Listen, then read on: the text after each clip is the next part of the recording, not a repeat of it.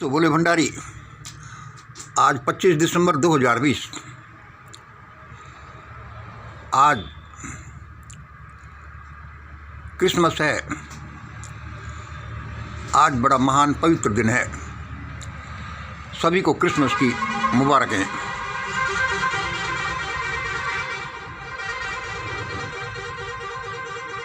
आज के हमारा विषय, अब भारत में क्या होगा। अब भारत में क्या होगा, अभी हम ये विषय शुरू करते हैं।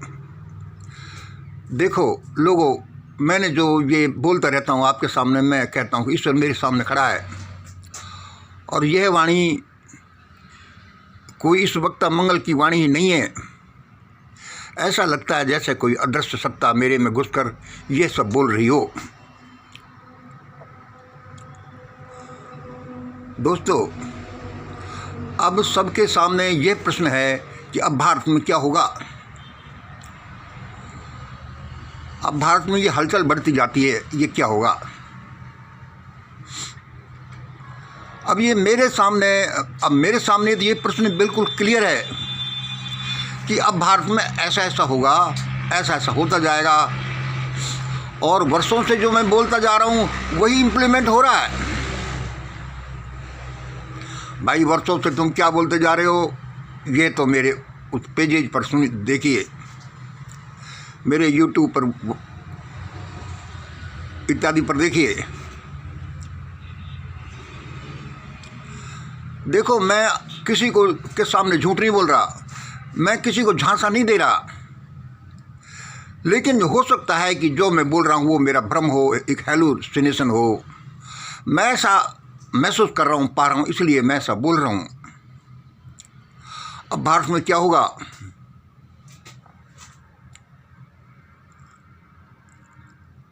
इसमें 2, 4, 5 प्रश्न आप लिख लीजिए, फिर लमसम मैं उन सभी का उत्तर देने की कोशिश करूंगा। क्या भारत में बढ़ते घमासान पर एक दिन मिलिट्री लगाम लगाएगी या कोई महान आत्मा आएगी।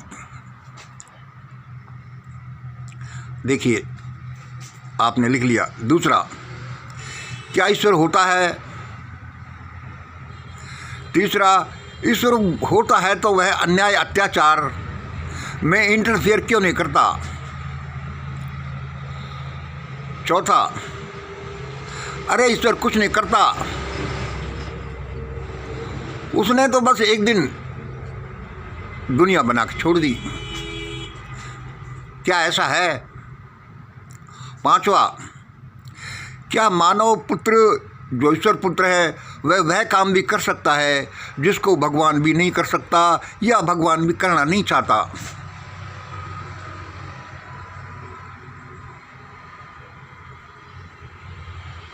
ये हुक्मरान, और छठा है, ये हुक्मरान और उनके आका भारत को मछलियों का एक बड़ा तालाब समझते हैं। हाँ भाई, ये क्या समझते हैं ऐसा। सातवां, ये प्रश्न या ये स्टेटमेंट देखो, ईश्वरीय कार्य प्रणाली और वर्तमान भारत, ये सभी के लगभग मैं उत्तर देता जाऊंगा।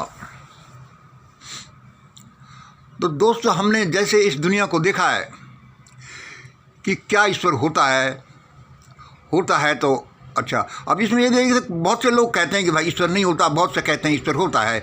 हम तेजी से आज का अपना संभाषण पढ़ते हैं, बोलते हैं, जिससे कि ये बहुत लंबा नहीं हो जाए। जैसे कोई चीज़ को कोई न कोई बनाता है तब और उसको चलाता है तब वो चलती है, ऐसे ही इस दुनिया को किसी ने बनाया होगा, इसको चला रहा है, तो पता लगता है कि भाई ईश्वर होता है।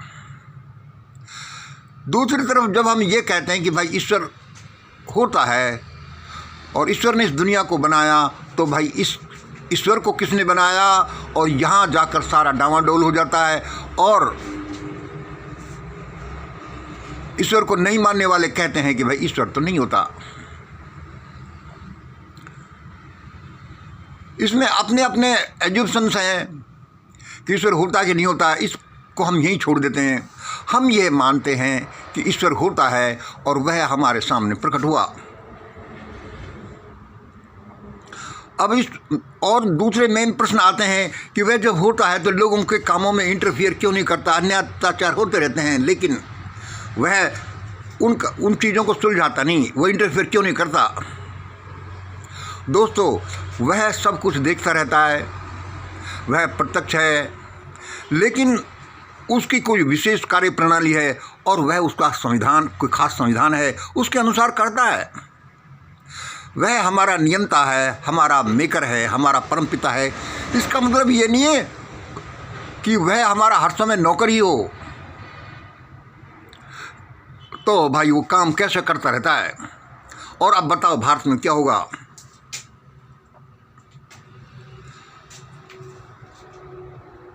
देखिए वो काम कैसे करता रहता है। हमारी ये भौतिक दुनिया, मानसिक दुनिया और ये आध्यात्मिक दुनिया इन 3 तलों पर जीती है, जैसा हम ट्राइंगलों में हम बताते ही रहते हैं।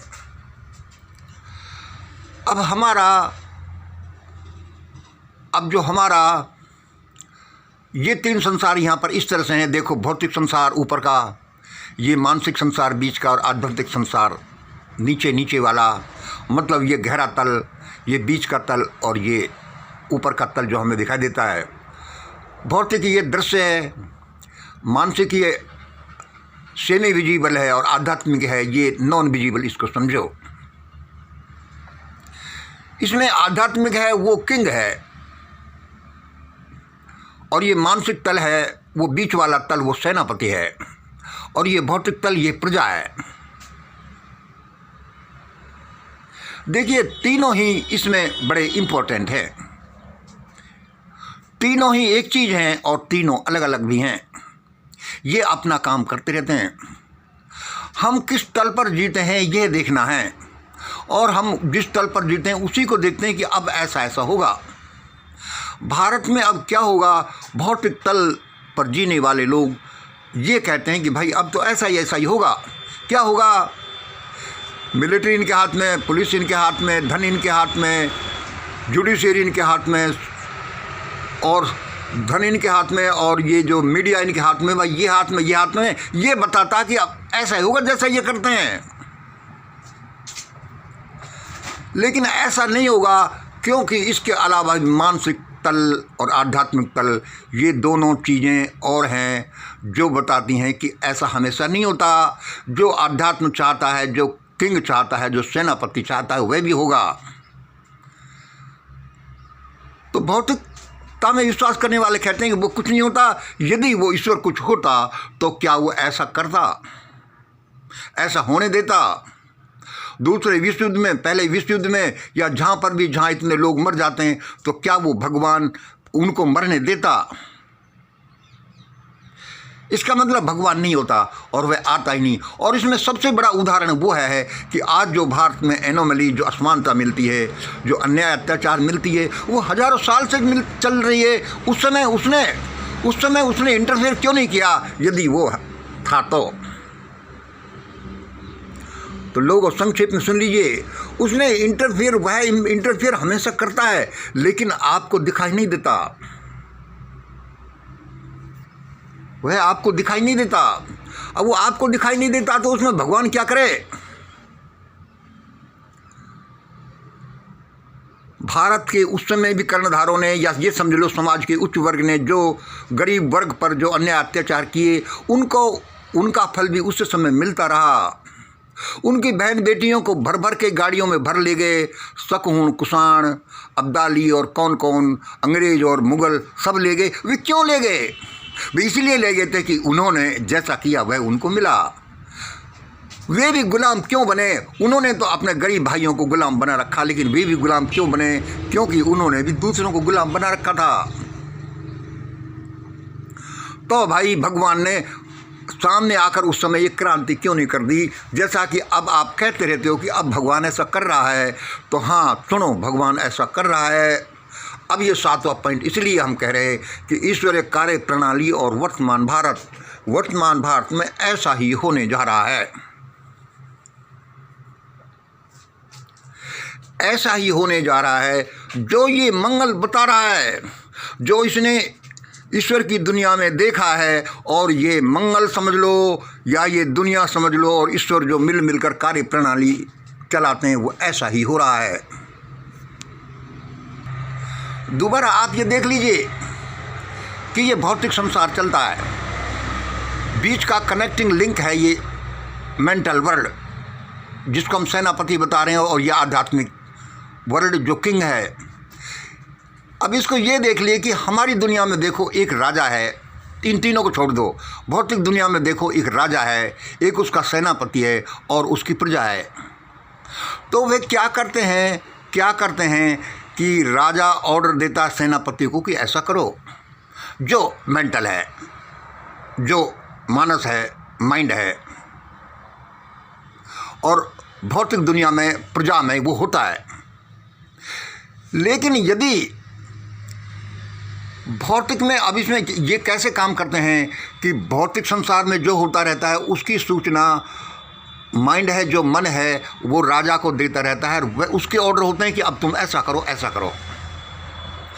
तो ये तीनों ही बड़े इम्पोर्टेंट है। किसी तरह से यदि ये ऐसा हो जाए कि माइंड या मानस कमज़ोर हो जाए और भौतिक संसार और आध्यात्मिक दुनिया के बीच में लिंक लगभग फेंट होने लगे या ख़त्म हो जाए, तो यह पता नहीं चलेगा राजा को कि भौतिक संसार में क्या हो रहा है।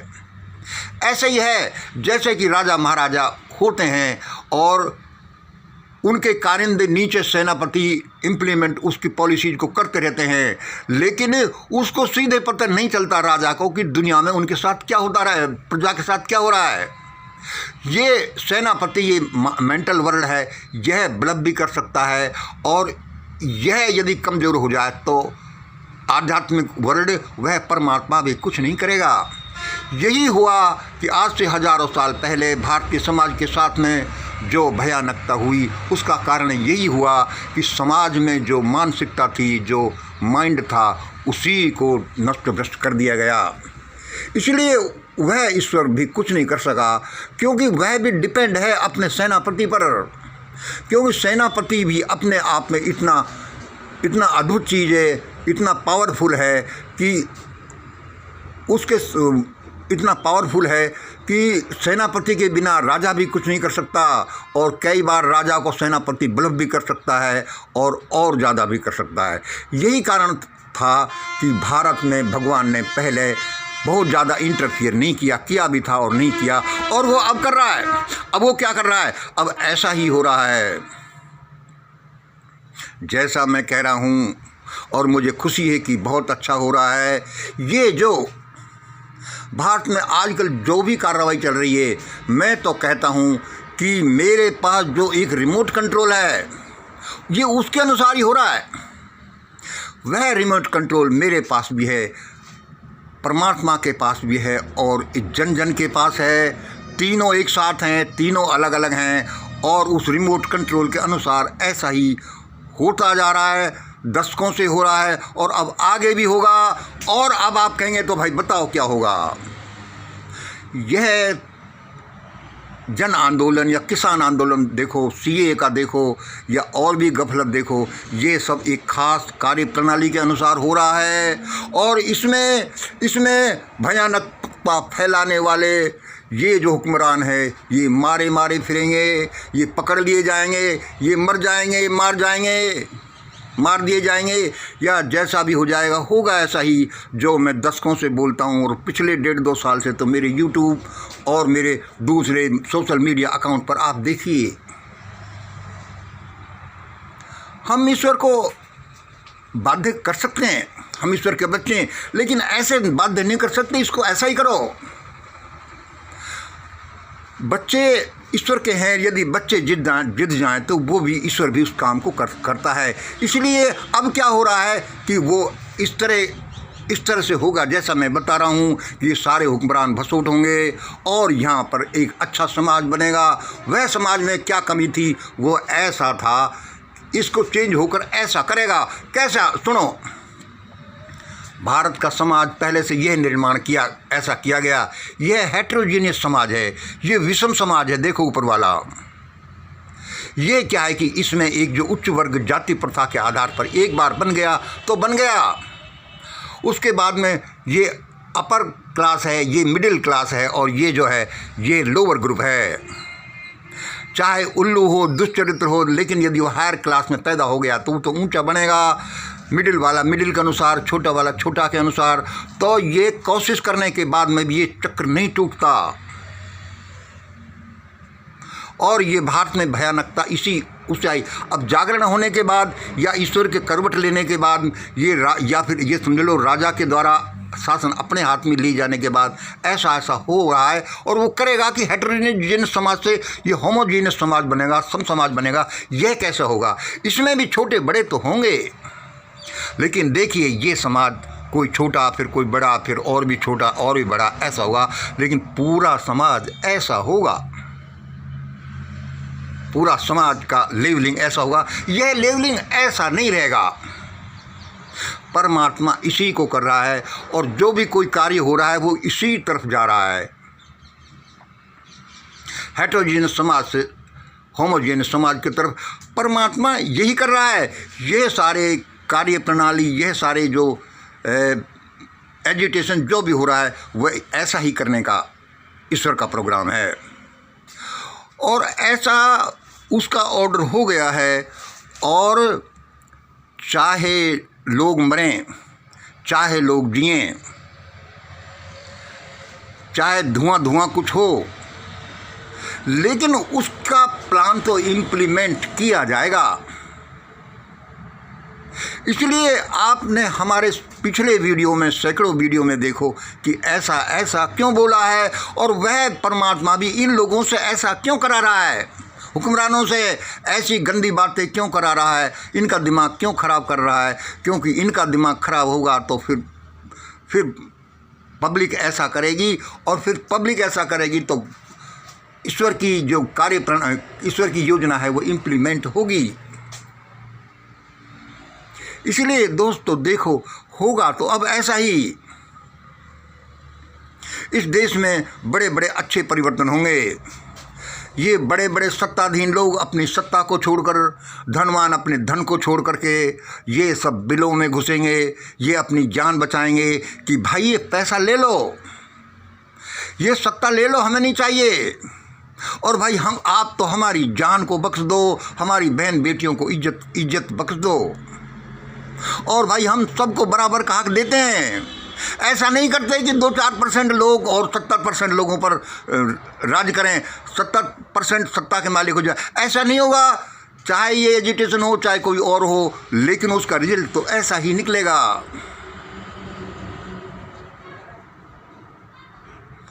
और देखो, ईश्वर बड़ा दयालु है। जो यह लोअर ग्रुप या जो भी है, देखो ये चीत्कार, 30% लोगों की चीत्कारों से अब ईश्वर का ज़मीर जाग गया है। क्या ये एक विशेष चीज़ है कि 20% ये अपर ग्रुप के लोग और 45-50% मिडिल ग्रुप के लोग, इनको जब चिंता नहीं, क्योंकि इनके पास काम चलाव है, इनके पास अथाह धन है, सत्ता है, इनके पास कुछ नहीं जो इनकी चिल्लाएं तो चिल्लाएं। पानी नहीं है तो नहीं है, प्यासे मरे तो मरें, रोटी नहीं है तो नहीं है, काम नहीं है तो नहीं है, जीना है तो कभी इज्जत बेचो, कभी खून बेचो, कभी अपनी मेहनत बेचो, या पशुओं की तरह रहो। ये उस भयानकता, उस परमात्मा को पसंद नहीं है। और वह हलचल मचाएगा और ऐसी हलचल मचाएगा कि लाखों मरे तो मरे, करोड़ों मरे तो मरे, कितने करोड़ मरो तो मरे, लेकिन वह तो अपने प्लान को इम्प्लीमेंट करेगा। इस जन्म आधारित सिस्टम से वह कर्म आधारित सिस्टम पर ले करके जाएगा। वह परम दयालु आत्मा। किसी को ये लगता है कि इसमें ये बुरा हो गया तो वो इसमें परमात्मा क्या करेगा। वह जब बुरा होता था इस सिस्टम में तब किसी को दिखाई नहीं देता, अब इसमें दिखाई दे रहा है। तो भाई ये तो उसकी, इसीलिए हम देखते हैं कि, और हम ये कहते हैं कि देखो भगवान कुछ नहीं करता, ऐसा हो गया, इतने आदमी मर गए, इतने, अरे लोग जो कर्म ऐसे करेंगे तो वो परमात्मा बेचारा क्या करे। और सुन लो, एक मैं अति भयानकता वाली बात कह रहा हूँ, मैं वीडियो बनाते बहुत से पॉइंट को भूल जाता हूँ, फिर भी चलो कोई बात नहीं, जो भी वीडियो भगवान बनवा रहा है, मैं तो कहता हूँ कि भगवान मेरे से वीडियो बनवाता है। जो ये समाज में भयानकता व्याप्त है, जो ये हुक्मरान ग्रुप है, मैं कहता हूँ, परमात्मा कहता है कि इसने बहुत बुरा किया और अब इसके साथ बुरा होगा। यदि ये नहीं चेते तो, इन्होंने ईश्वरीय प्लानिंग को नहीं समझा तो इनके साथ बुरा होगा। मैं कहता हूँ कि भाई इन हुक्मरानों के साथ भगवान क्या होगा। 1947 से पहले हुआ जो तो हुआ, उसके बाद भी देखिए एक पार्टी का शासन, उसमें भी एक परिवार का शासन, और उसमें बस हमारा हो जाए, कोई आए नहीं। और इसके बाद में जब ये लोग आए तो इनका तो और भी बुरा। इसलिए समझ लीजिए, इसलिए मेरी भविष्यवाणी को देख लीजिए। ये कांग्रेस, ये बीजेपी, ये आरएसएस, ये धुरंधर सारे के सारे भसोट हो जाने वाले हैं। ये मारे फिरने ही वाले हैं, ये बिलों में घुस जाने वाले हैं, या मैंने कहा कि इनके ऑफिस से एक भूत खाना बन जाने वाले हैं, तो बन जाने वाले हैं। जब तक ऐसा होता रहेगा, जब तक ये कांपते उस ईश्वर की कार्य प्रणाली को, उस ईश्वर की प्लानिंग को स्वीकार नहीं कर लेते, और ऐसा ही होगा। और इन्होंने आके नहीं किया, तो मैंने जब पूछता हूँ कि भगवान इनके साथ क्या होगा, तो एक परमात्मा एक चित्र भेजता है मेरे सामने, एक ट्रायंगल भेजता है कि यह तो नहीं बताता क्या होगा, लेकिन देखो इसके एक पॉइंट पर है यहूदी जर्मनी, दूसरे पर गांधी नेहरू परिवार, और तीसरे पर लिखा आता है कि नेपाल का शाही परिवार का ट्रेजेडी। ये चित्र मेरे सामने आता है। इनके साथ क्या होगा, प्रश्न की जगह यह उत्तर आता है, और ये क्या बताता है आप जानते हो। ये यही बताता है कि इन लोगों के साथ भयानक होगा। यदि ये नहीं माने तो गरीब जनता के साथ तो भयानक हजारों साल से हो ही रही है।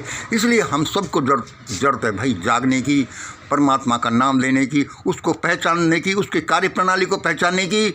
और जो जैसा मैं भी भगवान को नहीं जानता, लेकिन जब से उसने दया करके मुझे दर्शन दिए, मुझे समझाया, मैंने उसको समझा, तो तब से मैं उसका भक्त बन गया। आज इतना ही। जय हिंद, जय भारत।